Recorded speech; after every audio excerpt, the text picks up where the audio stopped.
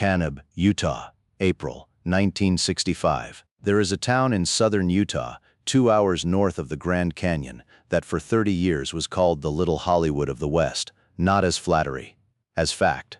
The red sandstone formations around Kanab photographed like painted backdrops, which meant they photographed like the West was supposed to look, which meant every production that needed the West to look like itself ended up in Kanab sooner or later. Ford came, Hawks came, Paramount came, and Universal came, and Republic Pictures came back so many times they might as well have put their name on the canyon wall.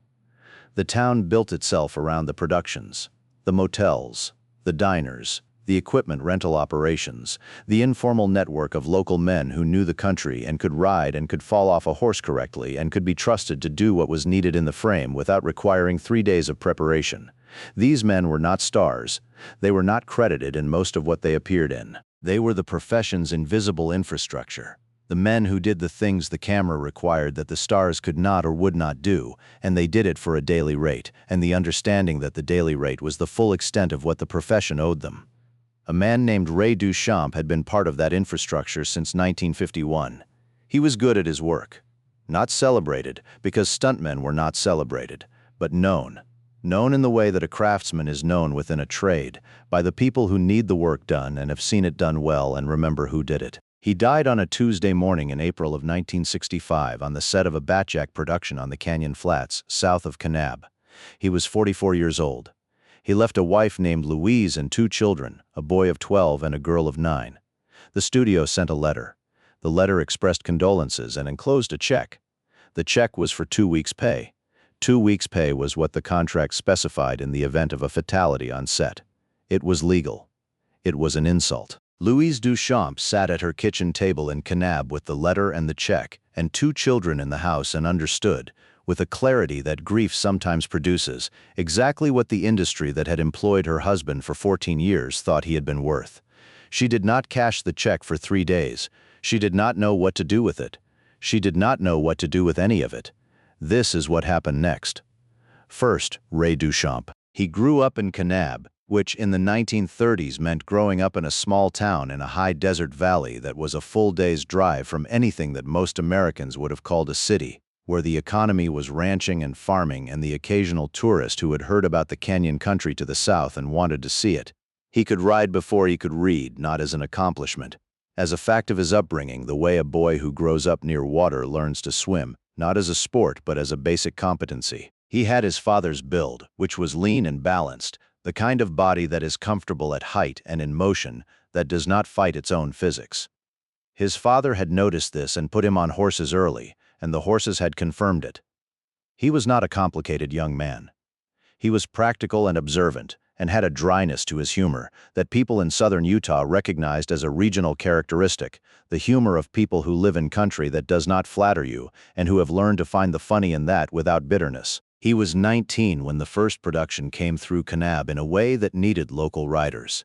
He showed up because it paid better than the fence work he was doing that week, and because the idea of being in a movie, even at a distance, even as a man falling off a horse in a wide shot, had the appeal that the idea of movies always has for young men who have grown up a long way from anywhere. He fell off the horse correctly. They asked him back. By the time he was 25, he was a working stuntman.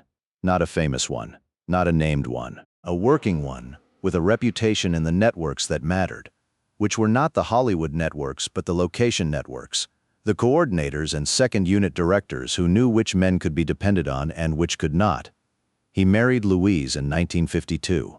She was a local girl, a teacher's daughter, with the quality of seriousness that teachers' daughters sometimes have, the understanding that the world operates by certain principles, and that those principles are worth paying attention to.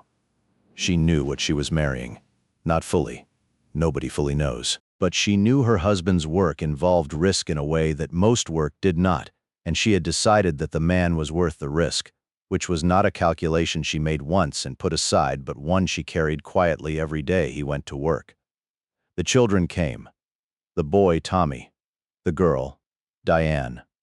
Ray was a good father in the way that men who work physical work are sometimes good fathers, with a directness and a patience and an absence of the kind of performance that men who work at desks sometimes bring to fatherhood because they are not sure what their contribution is supposed to look like. He knew what his contribution was supposed to look like. It looked like showing up and paying attention and doing the work. He did that. For 12 years he did that. Then on a Tuesday morning in April he did not come home. The stunt was a horse fall, not an unusual stunt, not an exotic one. A horse fall was a standard element of Western production, the kind of thing that happened in most pictures, the kind of thing Ray Duchamp had done 100 times in 14 years. The setup was a cavalry charge sequence, a dozen riders coming across the canyon flats at a gallop, 2 of them going down at a specific mark, the camera positioned to capture the fall against the sandstone backdrop. Ray was one of the 2. The horse fell correctly. The problem was not the horse. The problem was the ground. There had been rain 2 nights before, the kind of high desert rain that looks like nothing and does something specific to a certain kind of sandy flat soil, creating a surface that looks dry but has not fully stabilized underneath. The location scout had checked the ground that morning, and the ground had looked right. It was not right. The horse's back hoof went through the surface crust at full gallop, and the fall that was supposed to be controlled became something else. Ray's head struck a subsurface rock that had not been visible from above and would not have mattered if the fall had been what it was supposed to be. He did not regain consciousness. He was gone before the ambulance reached the set. The production shut down for the day. The next morning it resumed.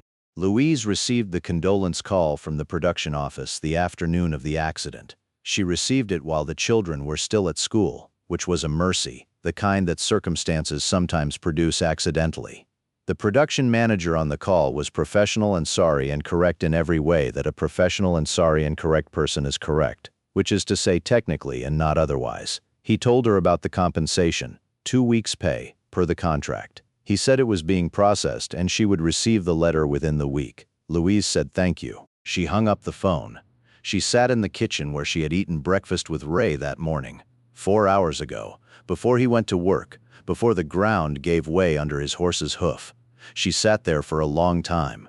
The letter arrived on Thursday. She read it and read it again. 2 weeks, 14 years and 2 weeks. She was 38 years old. She had 2 children, 12 and 9, who needed to eat and needed to go to school and needed to live somewhere, and she had a husband who had spent 14 years doing work that the industry required and without which the pictures could not be made, and the industry had sent her a check for 2 weeks. She put it in the kitchen drawer under the phone book. She called her mother, she called her sister. She called the neighbor woman who had offered in the way neighbors offer in a small town when something happens, meaning genuinely and specifically, and accepted the offer of dinner for the week. She did not call the production. She did not know who to call. She did not have a lawyer. She did not know what her rights were, if she had rights beyond what the contract specified. She did not know if what the studio had sent was the end of it or the beginning of a conversation she was supposed to be having. She was a teacher's daughter in a small town in Utah in 1965, and her husband was dead, and the industry had sent her 2 weeks' pay, and she did not know what to do with that. The production was Batjack, Wayne's company. Wayne had not been on set that morning. He was on a different location, the canyon rim work, scheduled to join the second unit on the flats the following week. He heard about the accident that afternoon. He heard about it the way principals hear about things that happen on their productions, through the production manager, through the chain of information that moves up from a set when something has gone wrong and needs to be accounted for. He asked about the man. He was told Ray Duchamp's name, local, 14 years in the business, good man, clean worker, wife and 2 kids in Kanab. He asked about the family. He was told about the letter. He was in his trailer at the canyon rim location, reading through the following day's pages, when the production manager told him about the 2 weeks. He set down the pages. He was quiet for a moment. "Who approved that?" he said. The production manager explained that it was standard, contractual, the amount specified in the stunt contract for fatalities. Wayne looked at him.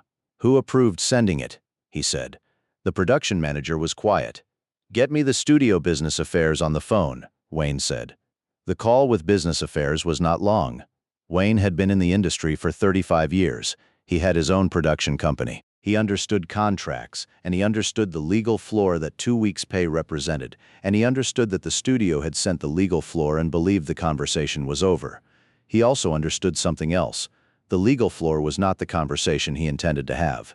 He told business affairs that he wanted to know the full compensation calculation, what Ray Duchamp had earned across the production, what his rate was, what the trajectory of his career indicated about projected future earnings. What a reasonable provision for a widow and 2 children in Kanab, Utah would look like if the number started from what was fair rather than from what was contractual. Business Affairs said that was not a calculation they had run. Wayne said he would like them to run it. There was a pause on the line. Wayne said it again, more specifically, in a way that indicated he understood exactly what he was asking them to do, and exactly why they had not done it, and exactly how he felt about the distance between those two things. Business Affairs said they would look into it. He did not wait for them to look into it. The following morning, before the day's shooting, he drove to Kanab, not with a production car, in his own vehicle. He drove the 2-lane road from the canyon rim into town, and he found the address for Louise Duchamp the way you find an address in a small town, by asking someone. He knocked on the door. Louise answered it. She was wearing what a woman wears when she is 3 days past losing her husband and has children in the house and is holding herself together by a specific act of daily will. Not her best, not collapsed. The close of function. She looked at the man at her door. She recognized him. She did not say anything for a moment. "Mrs. Duchamp," he said, "my name is John Wayne. Your husband worked on my production." "I know who you are," she said. "May I come in?"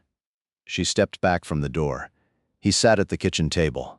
The same table where Louise had sat with the letter and the check. The check was still in the drawer under the phone book. She had not yet decided what to do with it. He did not come in with a check of his own. He did not arrive with a solution. He arrived the way he arrived in all of these moments, to understand the situation before he acted on it. He asked about Ray, not as preamble, as a genuine question from a man who was in a business that depended on men like Ray Duchamp and who had spent 35 years in that business without sitting at the kitchen table of the family. One of those men had left behind. Louise told him. She told him about the 14 years, about the way Ray had come up through the local network and built a reputation across the Canyon Country Productions, about how he worked, about what he was like at home, which was different from what the work required, quieter, more patient, the same directness but without the physical intensity. She told him about Tommy and Diane. She did not cry. She was 3 days past the crying and into the part that came after, the part that is less dramatic and heavier, the ongoing weight of a changed life that does not resolve into grief as simply as people who have not experienced it expect. Wayne listened the way he had listened to Harold Cogburn, without hurry, without steering the conversation toward what he needed from it. Present to what was actually being said. Then he told her what he was going to do. He told her plainly because she was not a woman who needed it delivered any other way. He was going to fix the compensation, not negotiate it. Fix it.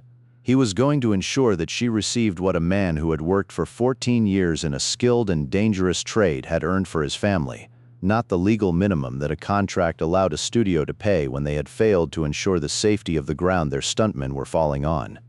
He said the second part directly. The ground. It was his production. The location had been his production's responsibility. Whatever the contract said, the situation was his production's failure, and he was not going to let Louise Duchamp pay for that failure with 2 weeks' pay and a form letter. She looked at him across the kitchen table. "What does that mean in actual numbers?" she said. He told her what he was calculating. She listened. She did not say it was too much. She did not perform the modesty of refusing what was fair. She had a 12-year-old and a 9-year-old and a teacher's daughter's understanding of what things cost and what fairness looked like, and she listened to the number and decided it was fair and said so. "All right," she said. He put his hand out. She shook it. He got up and put his hat on and said he would have someone call her within the week to work out the specifics. He went to the door. He stopped. He turned around. "What does Tommy want to do?" he said. "When he's grown." Louise looked at him. "He says he wants to work in the pictures," she said. "Like his father." Something moved across Wayne's face. "Tell him to learn a trade first," he said. "A real one. Something that pays whether the pictures are hiring or not. Then if he still wants the pictures, he can have both." He touched the brim of his hat. He went out. The compensation came through within 2 weeks. It was not a gesture. It was a number, a real one, calculated against Ray Duchamp's career earnings and projected forward and weighted against the needs of a widow and 2 children in a small town in southern Utah. It was not a fortune. Wayne was not a bottomless resource, and this was a settlement, not a transformation. But it was enough. Enough that Louise did not have to sell the house. Enough that Tommy could finish school without working full-time to help cover the bills. Enough that Diane could go to college when the time came, which it did and which she did. Louise cashed the original 2-week check. She needed it, but she kept the envelope. She kept it in the drawer under the phone book for 20 years before she moved it to a box with the other documents of that period. The letter, the check stub, the paperwork from the subsequent settlement, the notes she had made at the kitchen table while Wayne was talking. The box is in a closet in the house she still lives in. She is in her late 90s now. She does not talk about it often, not because it is painful, or not only because it is painful, but because she reached the age where most of the people she would tell it to are gone, and the people who remain already know it. Tommy Duchamp took Wayne's advice. He learned a trade. He became an electrician, licensed, the kind of work that builds into a career and does not depend on a production hiring or a season being good or any of the other contingencies that Ray had navigated for 14 years. He worked as an electrician in Kanab and later in St. George for 30 years. He also worked in the pictures, not as a stuntman. He had watched his mother open a letter and he had understood at 12 what that letter meant, and he did not become a stuntman. He worked as a gaffer on location productions that came through southern Utah. The electrical work, the lighting infrastructure. The invisible technical necessity that a production depends on the same way it depends on the men who fall off horses, without which the camera has nothing to see. He was good at it. He retired in 2005. At the retirement dinner his crew gave him, someone asked how he got into the business. He told them about his father. He told them about the Tuesday in April. He told them about the letter and what was in it. He told them about the man who came to the kitchen door 3 days later and sat at the table and asked what his father had been like, and then told his mother what he was going to do and did it. He told them about the advice, learn a trade first, something that pays whether the pictures are hiring or not. He looked around the table at his crew, the gaffers and electricians who had worked with him across 30 years of location work in the Canyon country. He was right, Tommy said, had both. The trade paid the bills. The pictures were the part I loved. He picked up his glass. Not a bad way to do it, he said. Diane Duchamp went to the University of Utah in 1974. She studied social work. She spent her career in family services in Salt Lake City, specifically in cases involving families navigating the sudden loss of a primary earner, which was a specialization she had arrived at through a specific route that her colleagues understood without being told the details. She knew what those families were sitting with. She knew what it looked like from inside the kitchen. She knew what the difference was between a letter with a check for 2 weeks and a number calculated from what was fair. She spent 30 years making sure families in her caseload understood there was a difference and had someone in the room helping them get to the right number. She retired in 2008. The framed certificate from her retirement is on the wall of her house in Salt Lake City. Below it, in a smaller frame, is a photograph. It is a photograph of Ray Duchamp on a horse. Working clothes, not costume. The canyon country in the background, red and enormous. He is not looking at the camera. He is looking at something to the left of the frame, something the photograph does not show, with the focused attention of a man who is about to do something that requires his full attention. He looks like what he was, a man who knew his work, a man who did it well. The stunt industry changed after 1965, not because of Ray Duchamp specifically, because of the accumulation of Ray Duchamps. The men and later the women who did the work and died doing it, or were badly hurt doing it and whose families received 2 weeks and a form letter. The Screen Actors Guild negotiated. The Stuntmen's Association formed and grew and gained leverage, and the leverage produced contracts, and the contracts produced compensation structures that were not fortunes but were not insults either. It happened slowly.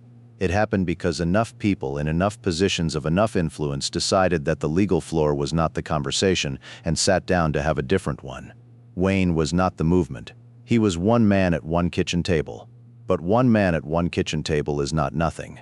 It is often where the movement begins. Not in the offices where the contracts are written, but in the places where the cost of the contracts lands, in the kitchens, at the tables. In the presence of the people who are living inside the numbers that someone else decided were sufficient. Ray Duchamp's name is in the production records for the Batjack picture.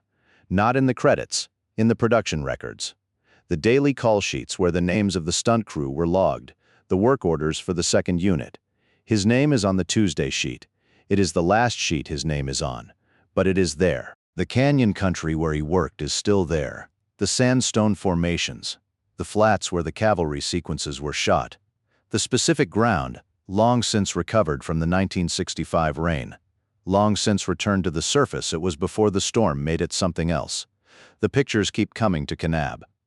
They still need men and women who know how to fall correctly. They pay them better now. Not enough. The argument about not enough is still ongoing and will probably always be ongoing, because the industry's interest and the workers' interest are not the same interest, and the space between them requires constant negotiation. But better than 2 weeks in a letter. That is not the end of the argument, but it is somewhere further along than where it started. And somewhere along the road from where it started to where it is now, there is a kitchen table in Kanab, Utah, and a man in a canvas jacket sitting across from a woman who is holding herself together by will, asking what her husband had been like, asking because he wanted to know, listening because the answer mattered, doing what came after because the answer told him what needed to be done. That is not the whole story, but it is the part worth telling. If this one found you, pass it on. Share it with someone who does the work that makes other people's work possible. Someone who has never had their name on the thing they helped build. Subscribe if you haven't yet. More Duke stories coming.